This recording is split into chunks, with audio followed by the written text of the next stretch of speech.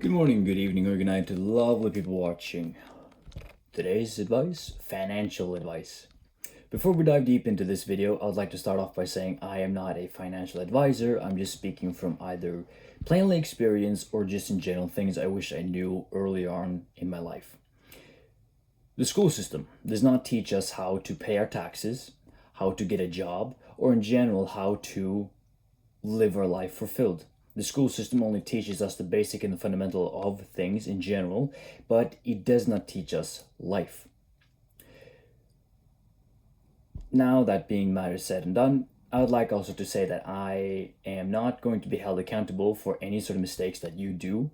Your life and the things that you do is solely your responsibility. When I was 15, 16 years old, I wish I knew and I was taught how to do finance. Not like the overall magical principle, this is how you make $1,000,000. More of the basic, the solid foundation. How do I get a job? How do I pay my taxes? How does my income work? How do I budget things? How does things work? And in today's video, that's what I'm going to be solely speaking about. So, first of all, let's say you have a job or you don't have a job, or in general, you earn money. Okay. Taxes. Taxes is basically something that the government takes. Taxes is basically the government's way of saying, hey, you're earning money, we need to share that pie. The reason they're doing this is so it comes back to the people. What I mean by that is when you grow old in 40 years after working for 40 years, you'll get that money back, but they'll still tax you on the money that they're paying you back. So it's a weird system. But here in my country, it's very useful, the tax system, to be fairly honest with you, because when they tax you, you get free healthcare and things like that. Free to a certain extent, of course, that you don't have to pay as much in healthcare compared to if another country. And in my country, I'm very blessed and very grateful for the tax system that we have, even though it's a massive pain in the ass sometimes to see, cool, I just got my paycheck. Great, taxes went. Great. Now budget comes. That's number 2 in this video. Number 2 is basically budgeting. When you get your paycheck, first of all, it is, let's go back, let's rewind the time a little bit.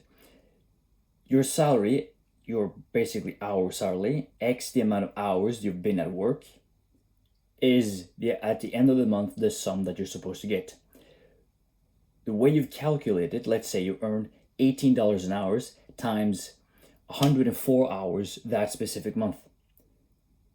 Then out from that, your government then tax you X amount of percentage, usually maybe 18 to 20%. And then after that, you get your paycheck. With that paycheck comes budget. And then with that budget, I usually follow the 50-30-20 rule of 50% goes to essentials like bills, food. That's basically like bills like rent, electricity, subscriptions like the gym, food, things like that are essential in order to live. Then I use 30% to save and invest. And then I use 20% as spending money. Spending money is basically money that I have left over after everything has been paid. Either if it's, for example, if there were debt, then I would pay debt. Then after all things have been paid, after everything has been checked off, cool. And then let's say I sit with $100 or $150 left. That money I'm not going on a shopping spree with.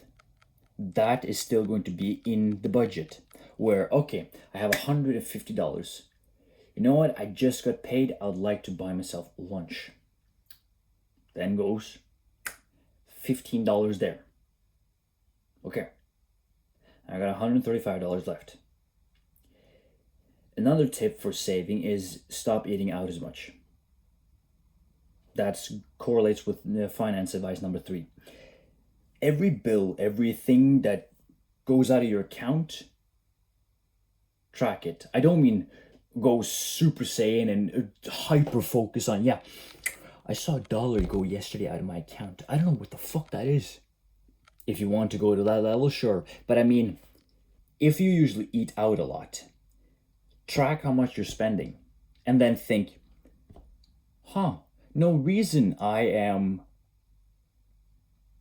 have like $10 or $15 before the next paycheck arrives, because I've been eating out like 4 times this month, or I mean 4 times every single week for the past month.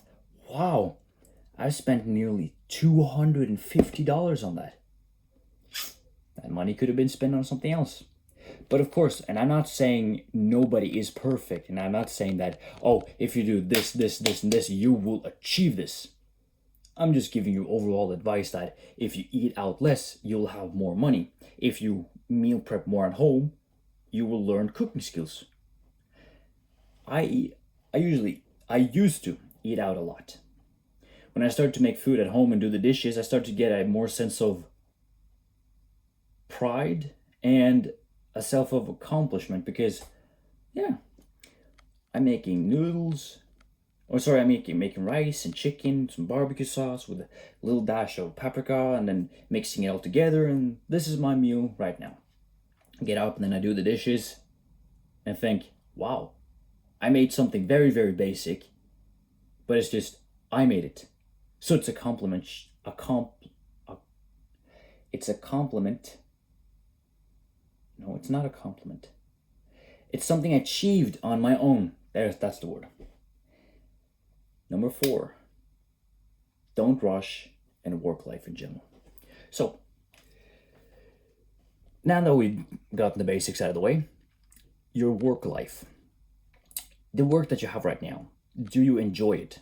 If the answer was no, like a gunshot, like bam, just like that, get a new job. But I don't know how to get a new job. How did you get your first job in the first place? You applied. Now think of it this way. Now this is going to be a little bit more complicated. If you want to skip this part and click off, I've already made the main point of this video of finance basics. Here, if you hate your job, apply for new ones. But here's the twist. Apply and apply and apply. Okay, let's say you're young like me, right? You're inexperienced and the world is big, right? Use it as your playground. New workplace just released 2 available spots. Apply. But I'm not qualified. Apply.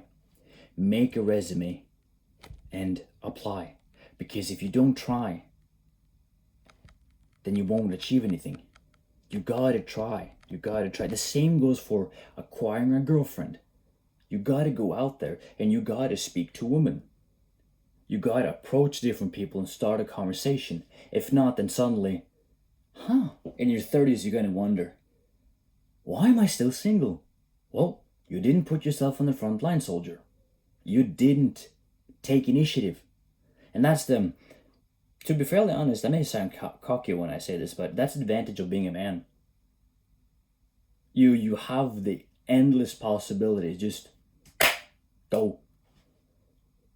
When I started to turn off my brain, in a way of I'm starting to stop thinking so much, overthinking, and just do the things that are written down, I've gotten much more further in life compared to when I was overthinking.